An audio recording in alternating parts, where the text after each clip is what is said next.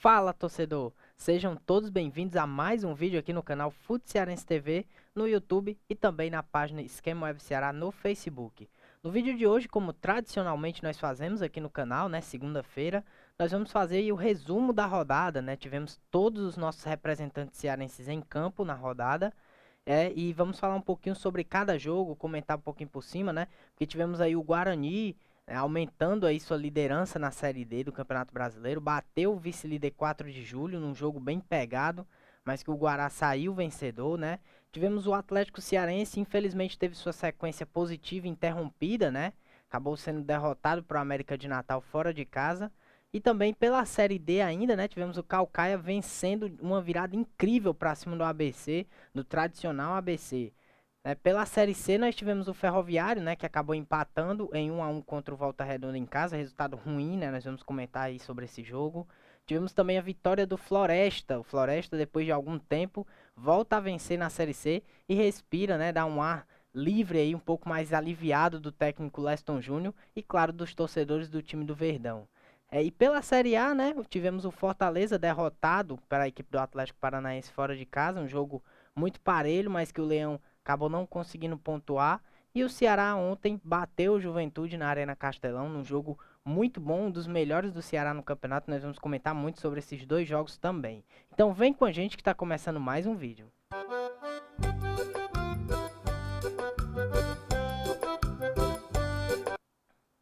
Então, para começar, né, como a gente sempre faz, a gente começa falando da Série D, né? E vamos começar falando de uma derrota, né? Uma derrota ruim. É o jogo do Atlético Cearense. O Atlético Cearense que não começou bem a Série D do Campeonato Brasileiro, né? Mas nos últimos jogos vinha numa crescente dentro da competição, chegou até a vice-liderança do grupo dele, né? E já sonhava aí, quem sabe, com a classificação. E teve, infelizmente, né, nesse final de semana, essa sequência interrompida pelo bom time do América de Natal, né? Acabou derrotado pelo placar de 2-0. O jogo foi lá em Natal, né? E a gente sabe que é sempre muito difícil, né, ganhar dos times do Rio Grande do Norte, principalmente lá dentro dos seus domínios. E aí o Atlético acabou perdendo esse jogo, interrompe uma sequência positiva, mas ainda está vivo na briga, né? É um resultado adverso, né, para o time. Quem não vai saber lidar com as adversidades não tem condições de subir, né? As adversidades vão vir, as dificuldades vão aparecer.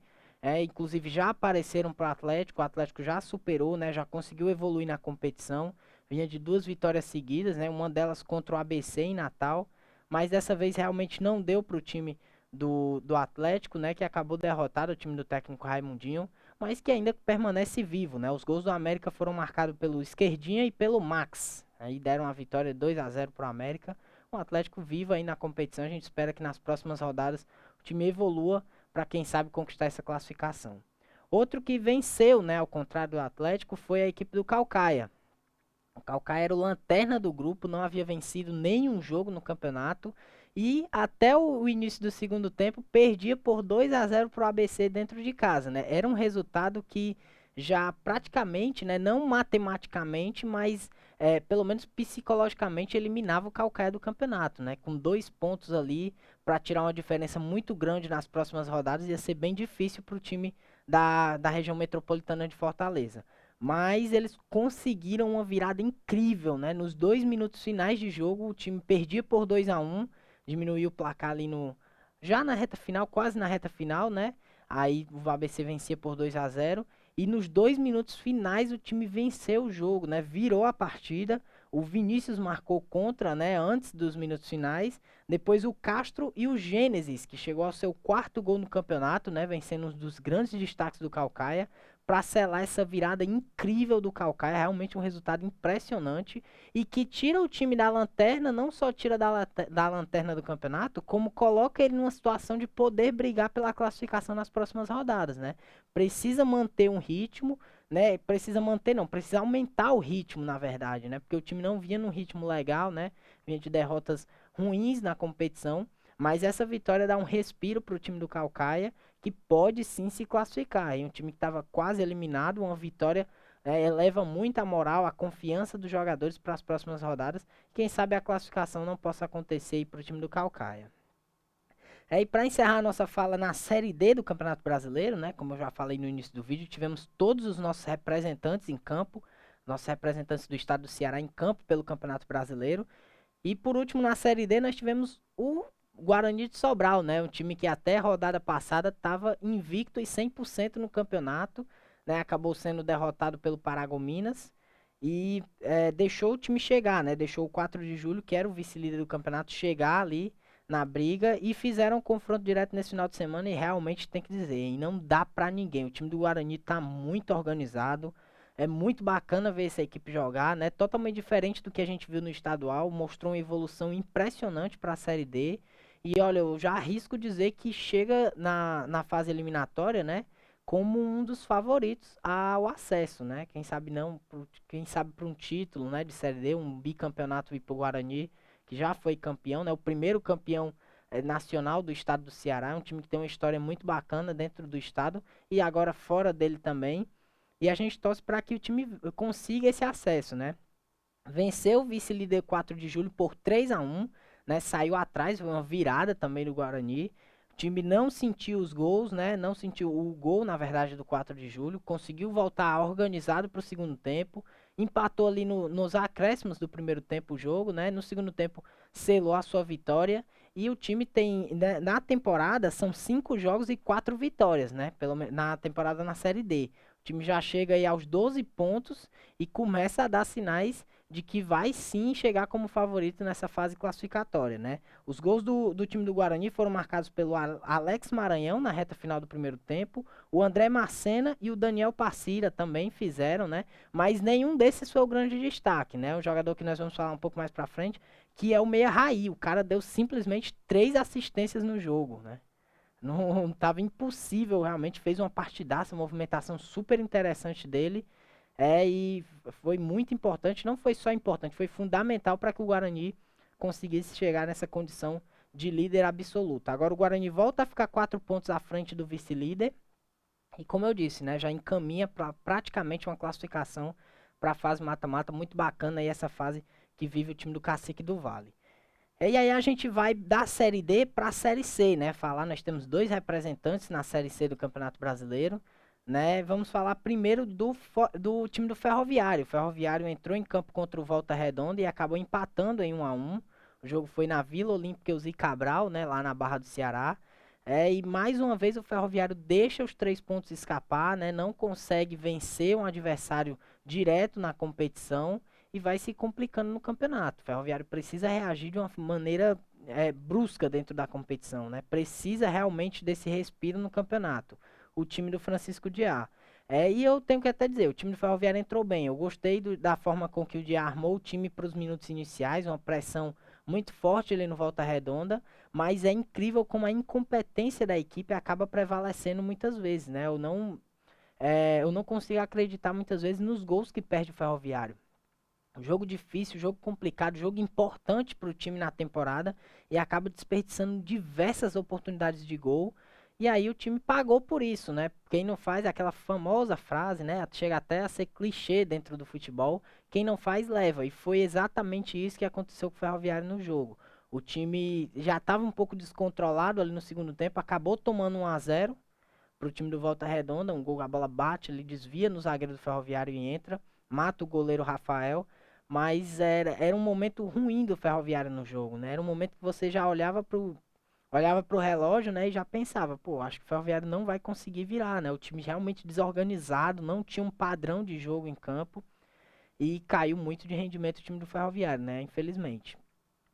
E aí o Francisco Diá fez o que estava ao seu alcance, né? Fez as suas mudanças, tirou o Lázaro, colocou o Rony ali no jogo, abriu mão de um de seus volantes. O Ferroviário, na teoria, se você olhar a escalação, o time entrou com 4 jogadores de meio campo, né? Foi o Souza Tibiri, o Emerson Souza, o Dudu e o Diego Viana. O Diego Viana claramente fez essa função um pouco mais ofensiva, né? Chegou ali como um jogador que pisa mais dentro da área, jogou até um pouco ali na beirada da área para finalizar, um jogador que pega bem na bola mas que não funcionou, né? A estratégia claramente não funcionou. O Ferroviário não teve ímpeto ofensivo. Praticamente só o Gabriel Silva jogou dos atacantes do Ferroviário. Foi o jogador que mais buscou, que em jogadas individuais conseguiu armar, criar um pouco mais para a equipe do Ferroviário dentro dos 90 minutos. Mas independente do que ele fizesse, né, o Ferroviário não ia conseguir vencer só com um atacante jogando. Precisava de apoio E aí o time conseguiu empatar, né, depois de muita luta com o gol do Rony. O Rony tinha acabado de entrar no jogo e marcou o gol ali de empate. Um ponto é melhor do que nada, né? Mas se você olhar para as circunstâncias do jogo, o Ferroviário poderia ter vencido, poderia ter sido uma vitória que colocaria o Ferroviário na parte alta da tabela, levaria o time ali aos 10 pontos, né? Botaria o time de novo no G4 e permanece aí nessa luta para entrar na competição. Se o time quer o acesso, precisa evoluir no campeonato, mostrar evolução e acima de tudo, né, isso é para o presidente, para a diretoria, o time precisa de contratações. O Ferroviário tem um elenco muito limitado para jogar a Série C. E como eu já falei em outros vídeos, a Série C não é um campeonato muito curto, mas também não é muito longo, né? Não dá para você se colocar numa situação ruim no campeonato e, não, depois dá para recuperar. Não tem essa. É diferente do Brasileirão Série A e Série B, né? Você, às vezes, o campeonato que muda muito no decorrer da temporada, né? Você começa ali com o time na lanterna, depois esse time já tá no G4, né? Então é um campeonato que muda muito. A Série C não, a Série C não tem isso. São 18 jogos, né? E que já passam muito rápido.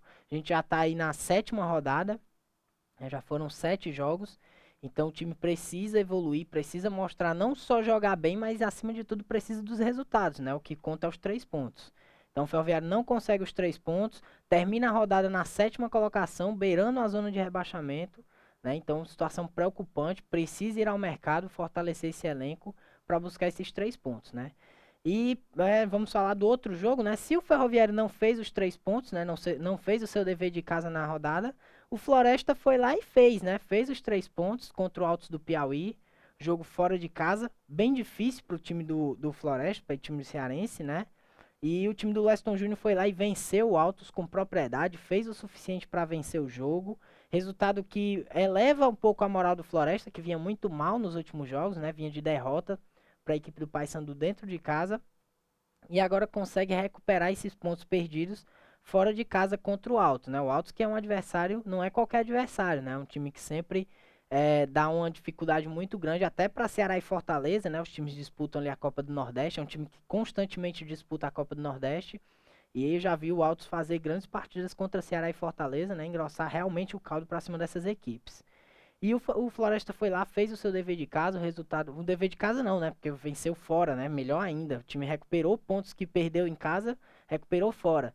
E aí é um resultado que dá um respiro pro Leston Júnior, né? Já vinha um pouco pressionado ali, o time intercalando na disputa da segunda divisão do Campeonato Cearense, né? Na Série C do Campeonato Brasileiro.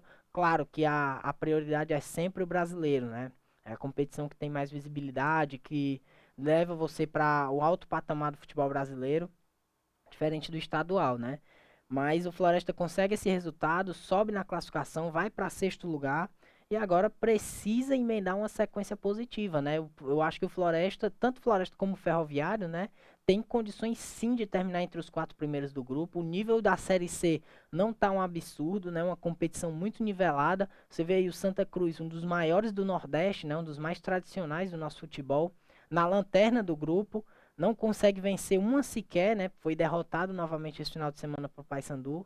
Então, dificuldade imensa, mas dá sim para essas duas equipes evoluírem no campeonato, crescerem, quem sabe beliscar aí uma vaguinha nesse G4, que é tão sonhado, né, para brigar pelo acesso à segunda divisão. E aí a gente dá um pulo imenso, né, que a gente sai da Série C do Campeonato Brasileiro e vai falar da Série A, porque no sábado o Fortaleza viajou, né, para o Paraná para encarar o Atlético Paranaense lá na Arena da Baixada, um jogo dificílimo contra o naquele momento, né, atual vice-líder do campeonato, né? E atualmente também, já que o Bragantino venceu, então o Atlético fazendo um início de campeonato espetacular. Já era uma promessa de um jogo muito complicado para Fortaleza, né? E convenhamos, o Fortaleza colaborou muito para que acabasse derrotado, né? O time entrou muito desligado, tomou o gol ali com um pouco mais de 1 minuto de jogo, né? Uma desatenção imensa da zaga do Fortaleza. E o Terans entrou sozinho, teve tempo para dominar, virar e chutar no gol com toda a tranquilidade do mundo, né? Algo que não pode acontecer. Não é a primeira vez que o Fortaleza entra desligado no jogo. O time precisa consertar isso, o Vojvoda precisa trabalhar isso com seus atletas, né? Porque nesse jogo mais especificamente, o Fortaleza pagou pelos pecados cometidos no início do jogo, né? Tomou 2 gols ali em menos de 10 minutos e foram os 2 gols que decretaram a derrota do time do Fortaleza. Mas aí vamos falar um pouquinho sobre o que eu achei desse jogo, né? Eu achei que o time do Fortaleza, apesar de ter entrado mal, né, de ter tomado 2-0 cedo, o time reagiu bem, né, aos gols. Eu acho que foi pra cima, buscou diminuir o placar, né, teve a oportunidade para isso. O Matheus Vargas teve uma boa chance, o Lucas Crispim também teve outra, né, o Oswaldo teve uma também. Mas acabou pecando muito na finalização, né? Não chega a ser um nível de incompetência, mas precisa caprichar mais nessas finalizações do Fortaleza, principalmente com o placar atrás, né? A gente sabe o quanto é difícil jogar com o Atlético Paranaense lá na Arena da Baixada, né? Um gramado sintético, é um gramado diferente, que a bola corre um pouco mais, ela quica um pouco mais, então tem uma dificuldade para o jogo, né? E o Fortaleza entrou, colaborou muito para que esse resultado fosse negativo. Mas aí o time trabalhou, né? Tentou diminuir o placar, mas não conseguiu. Acho que faltou um pouco mais de intensidade no primeiro tempo. Até porque o Atlético, mesmo vencendo por 2-0, ainda estava vivíssimo no jogo. Porque a todo momento o Fortaleza dava uma jogada de contra-ataque e poderia ter feito o terceiro gol antes dos 12 minutos, né? Porque aos 11 o Nicão chutou uma bola de primeira que a bola bate no travessão, que se vai na direção do gol, não tinha o que o Felipe Alves fazer mais, né? Já estava vendido. 3-0 ali praticamente matava o jogo a favor do Atlético. Então foi realmente um início péssimo do Fortaleza nesse jogo. O time precisa evoluir, precisa mostrar essa evolução dentro de campo, porque é algo que precisa ser trabalhado. É mais uma questão, não sei se é uma questão psicológica, né? Ou é realmente uma questão da tática do time que faz com que o time entre um pouco morno no jogo, mas não pode, isso não pode acontecer. Foi uma situação que aconteceu contra o Flamengo, né? Fortaleza perde o jogo no primeiro tempo do Flamengo, toma 2-0, consegue diminuir antes de um minuto, né? Na verdade, antes de 20 segundos no segundo tempo, contra o Flamengo no Maracanã, diminui com o gol do David, mas não é o suficiente para o time pontuar, né? Você imagina se o time consegue manter um nível pelo menos mediano no primeiro tempo e no segundo vem com um nível mais intenso, né? Vem mais ofensivo para cima dos adversários. Eu acho que teria resultados melhores ainda do que já tem no campeonato, né? E diante do Atlético realmente foi um primeiro tempo ruim. Aí a gente vai para o segundo tempo. O que é que acontece no segundo tempo? Novamente a gente vê um crescimento do Fortaleza. Né? Já é algo que a gente está acostumado. Fortaleza nesse Campeonato Brasileiro é praticamente um time de um tempo só. Não pode. Isso não pode acontecer. Você precisa manter um nível para que você possa chegar no segundo tempo. Se você for aumentar esse nível, ótimo. Mas você não pode entrar no nível abaixo do que o campeonato pede, porque senão você acaba derrotado. E foi isso que aconteceu contra Atlético e Flamengo. E até contra a Chape, né? Chapecoense, o primeiro tempo terminou 1-0 para a Chapecoense, né? O gol do Anselmo Ramon de pênalti. Fortaleza saiu derrotado no primeiro tempo e conseguiu virar no segundo, né? Conseguiu vencer o jogo no segundo tempo. Mas é algo que nem sempre vai funcionar. Então precisa acordar, precisa corrigir esses erros e botar o time nos eixos. E aí no segundo tempo a equipe voltou realmente muito bem, né? Até arrisco a dizer que jogou melhor que o Atlético no segundo tempo. Conseguiu ter a bola, ocupou mais o meio-campo, né? Criou mais jogadas, levou mais perigo ao gol do Santos. Mas, infelizmente, o gol que diminuiu o placar, o gol do Igor Torres, acabou saindo muito tarde, né? Já aos 41, apesar da pressão final ali muito intensa do time do Fortaleza, né? O Atlético todo recuado. Mas não foi o suficiente para o Fortaleza empatar o jogo. O Fortaleza permanece ali com os 15 pontos. Perdeu uma posição na rodada, né? O Atlético Mineiro acabou assumindo a vaga no G4. O Fortaleza hoje é o quinto colocado. Tem 15 pontos. Ainda é um início bom, né? Poderia ser um pouco melhor por questões de detalhes, né? Nesse jogo contra o Atlético. Quem sabe aí um pontinho no Maracanã contra o Flamengo também poderia ter acontecido. Uma vitória contra o Fluminense que não aconteceu por detalhes também. Mas isso é algo que é normal no campeonato, né? Não dá para ganhar todas e não dá para pontuar todo jogo. Então, o Fortaleza, como eu já disse, precisa corrigir mais esse detalhe do primeiro tempo para que emende novamente uma boa sequência e permaneça na parte de cima, né? Porque já vê adversários do próprio Ceará, né? Seu rival que estava pouco mais abaixo, hoje a diferença é só de 2 pontos. O Ceará já tem 13, né? Chegou a 13 ontem. E então o campeonato tá bem nivelado, né? Com uma ou duas vitórias você de repente sai da parte de baixo e vai para cima. E pode ser o contrário também, né? Já que o campeonato tá nivelado, com uma ou duas derrotas você pode deixar a parte de cima e ir para a parte de baixo. Então o Fortaleza tem que abrir o olho, fazer um trabalho mais consistente nessa questão do início de jogo. Não pode começar da forma que começou contra o Atlético, né? Muito desligado. Infelizmente perde esse jogo por 2-1 e agora tem o desafio de encarar o América Mineiro. O América que, apesar do jogo ser no Castelão, né, e o Fortaleza ainda, na minha visão, ser o favorito para vencer o confronto, mas não vai ter vida fácil o Fortaleza, né? O América vem numa evolução, bateu o Santos, vem numa sequência boa de vitórias, chegou a fazer 4-1 no Bahia fora de casa, né? Venceu o jogo por 4-3, mas fez 4-1, chegou a virar goleada, né, contra o Bahia fora de casa. Então é um jogo pro Fortaleza abrir o olho e tomar todo o cuidado possível para que possa vencer, fazer 3 pontos e permanecer lá na parte alta da tabela. E aí o último jogo, né, o nosso último representante, que foi a equipe do Ceará, né, jogou ontem à noite, o jogo foi às 18 horas e 15 minutos na Arena Castelão contra o Juventude. O Juventude que na mesma situação que eu falei do América, se aplica ao Juventude também, né? Eu já falei antes que o Ceará não ia ter uma vida fácil diante do Juventude. É algo que não se aplicou no jogo, porque o Ceará venceu o jogo com muita tranquilidade no segundo tempo. Mas o Juventude é uma equipe que estava em crescimento no campeonato, né? Vinha de 4 jogos sem perder, sendo 3 vitórias. Né? 3 vitórias em casa, contra Sport, Flamengo e Grêmio. Então, não era um time para brincar, né? E aí, o que é que eu pude notar desse jogo do Ceará diante do Juventude, né? Dessa boa vitória do Ceará? Era um jogo importante. O Ceará não podia entrar em campo de salto alto ou nem da forma como eu citei que o Fortaleza entrou contra o Atlético, né? Precisava entrar num ritmo maior, impor intensidade no jogo, porque precisava vencer. Um adversário direto dentro de casa não podia deixar passar os 3 pontos, né? Ou desperdiçar pontos dentro de casa.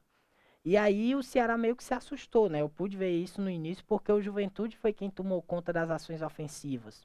O Juventude teve mais controle de bola, teve ali as principais jogadas em profundidade, conseguiu controlar mais, teve mais volume de jogo no início. E foi algo que o Ceará só conseguiu equilibrar no decorrer do primeiro tempo, né? O primeiro tempo muito ruim, realmente bem ruim mesmo, tecnicamente, um nível técnico baixíssimo, né? Mesmo o Ceará não jogando tão bem, ainda assim criou a principal oportunidade do jogo, né? Com o Mendonça, saiu cara a cara com o goleiro Marcelo Carné e acabou desperdiçando. É um jogador que precisa urgentemente treinar finalizações, né? Um jogador que tem ajudado muito o Ceará na criação de jogadas, jogadas de contra-ataque, assistência, inclusive, ontem participou do gol do Ceará, né? Mas precisa realmente evoluir na questão da finalização, né? Não pode estar perdendo os gols que ele perde todo jogo, que acaba sentindo, né? Esses gols fazem falta, né? Inclusive aquele contra o São Paulo, nos minutos finais, ele acabou desperdiçando, isolando a bola, e um gol que poderia ser até mais fácil, né? Poderia simplificar e fazer o gol da vitória. Mas enfim, o Ceará criou essa oportunidade, né? Teve a chance de fazer o gol no primeiro tempo, mas acabou desperdiçando. E o Juventude, apesar de ter mais volume de jogo, como eu já citei, não era tão perigoso, né? Não conseguia chegar, por exemplo, cara a cara com o Richard ou alguma jogada de maior perigo. O Richard trabalhou pouco, mas o fato é que o Juventude tinha mais volume, tinha mais a bola e mesmo não finalizando muito, isso era ruim para o Ceará, porque o time precisando da vitória, jogando dentro de casa, né? Contra um adversário direto, então precisava realmente evoluir. E essa evolução veio no segundo tempo, né? Até estranho estar falando de uma evolução do Ceará dentro de um jogo, porque nos últimos jogos a gente só viu o Ceará decaindo nas partidas, né? O Ceará entrava bem e no segundo tempo decaía, né? No decorrer do primeiro tempo acabava decaindo o ritmo de jogo do Ceará e nesse jogo foi o contrário. A gente viu um Ceará que foi para cima, que o Guto Ferreira adiantou as suas linhas de marcação e botou o Ceará para frente mesmo. O time realmente foi ofensivo, né? Algo que a gente viu pouco nesse campeonato e conseguiu os gols de forma super natural, né? O primeiro gol do jogo saiu ali dos pés do Saulo, em boa jogada do Lima. Deixou o Saulo praticamente de cara com o goleiro Marcelo Carné. Ele bate tirando do goleiro, faz o primeiro gol. Gol importantíssimo. Foi o gol que realmente colocou o Ceará no jogo, deixou o Ceará mais tranquilo, né? Deu mais tranquilidade para o Ceará botar a bola no chão e trabalhar. E dessa maneira também, naturalmente, o Ceará conseguiu o segundo gol após a cobrança do escanteio. O garoto Gabriel Lacerda, né? Fez mais um gol. E fez mais um gol com a camisa do Ceará, né? Fez um gol importante contra o Atlético. Agora ele ampliou o marcador diante do Juventude, chegou ao segundo no campeonato. E é um jogador que vem evoluindo muito bem, né? Meio que uma substituição forçada que o Guto precisou fazer, já que o Luiz Otávio não está disponível, né? Desde o jogo da final do Cearense, o Luiz Otávio não joga. É um jogador que está sendo ali, está se readaptando, né, aos treinos, readaptando à rotina, porque teve uma lesão, né, e depois teve a Covid, então teve muitos problemas aí com o zagueiro do Ceará. Eu acredito que ele deva estar voltando em breve, né, mas o Lacerda, por enquanto, vai substituindo bem ele. Eu acho que precisa evoluir em alguns pontos, né? A questão questões defensivas. É um jogador que acaba cercando muito, errando muitos botes, mas isso é algo que ele vem evoluindo. A gente nota que ele vem evoluindo nos últimos jogos. E aí o Ceará fez o segundo gol e aí a vitória veio de forma tranquila, né? O Ceará botou a bola no chão, trabalhou, ficou. O Juventude praticamente não levou perigo ao Richard. Foram 90 minutos em que o Richard não trabalhou, né? Eu particularmente não lembro nenhum momento em que o Richard precisou fazer uma intervenção é, mais, mais ríspida, né? Uma intervenção mais fundamental no jogo. Não teve, acredito que não teve. O Juventude chegou pouco, né? Finalizou mal também pro gol. E o Ceará conquistou essa vitória, são 3 pontos fundamentais para o time, né? Vale destacar aí também a boa atuação das joias, né, do time do Ceará da base, jogadores como o Buiú, que foi revelado ao time no ano de 2016, o Kelvin também, que chegou ao time, né, já faz um tempo, já está integrado aí a esse time do profissional, já faz um bom tempo, que jogou muito bem ontem na lateral esquerda, né, no lugar do Bruno Pacheco, e também vale aí a destacar a presença do Gabriel Lacerda, né? E aí, pra gente, antes do nosso, a gente fazer o nosso encerramento, eu vou fazer também a questão do craque da rodada, né? Foi isso que eu pude notar do jogo do Ceará. Vou fazer a questão do craque da rodada, que no caso o jogador escolhido foi o que eu já citei, né? Foi o meia Raí do Guarani de Sobral. O jogador fez uma partidaça para a equipe do Guarani diante do 4 de julho e simplesmente foi o autor de 3 assistências no jogo, né? Se contasse aí como música, podia pedir a música no Fantástico, mas não conta, né? Mas marcou 3 assistências no jogo, foi fundamental para essa vitória do Guarani e é um jogador importantíssimo nessa crescente do time do Cacique do Vale no campeonato.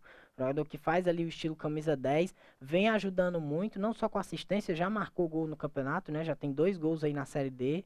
E é um jogador que vem evoluindo bem junto com o Guarani, um trabalho muito bacana. Então isso é tudo por hoje, né, pessoal? Antes da gente encerrar o nosso vídeo de hoje, eu tô aqui para fazer um convite para vocês, né? Claro, além do básico, né, de se inscrever no canal, deixar o like, compartilhar com os amigos também, seguir a página Esquema Web Ceará no Facebook, o nosso Instagram também, @FutCearenseTV. Eu também estou aqui para convidar vocês para acompanharem amanhã o programa Âncora de Notícias, com a apresentação do Humberto Assunção. Amanhã eu vou estar presente no programa, né, para a gente bater um papo bem bacana. Vamos falar muito sobre o projeto do Fute Cearense, né, projeto que é maior do que o que vocês estão vendo agora. A gente já faz um trabalho no Instagram, já está fazendo aí os vídeos para o YouTube, né? Vamos implementar um novo quadro durante essa semana. Né? Então eu peço que vocês fiquem de olho no canal e acompanhem esse papo bacana, né? Que eu vou bater amanhã com o Humberto Assunção. Vamos falar muito sobre a origem do canal também, né? O que o projeto almeja para o futuro. E claro, vamos falar muito conteúdo, né? Que a gente faz também.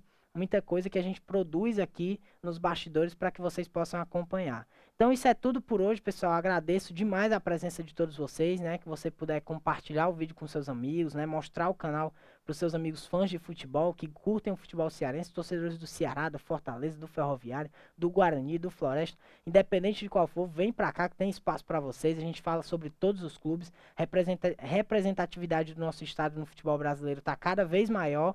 E eu acho que isso merece a atenção, né? Não só da mídia, mas também dos torcedores. Isso é tudo por hoje. Eu agradeço demais a presença de vocês e a gente volta em breve.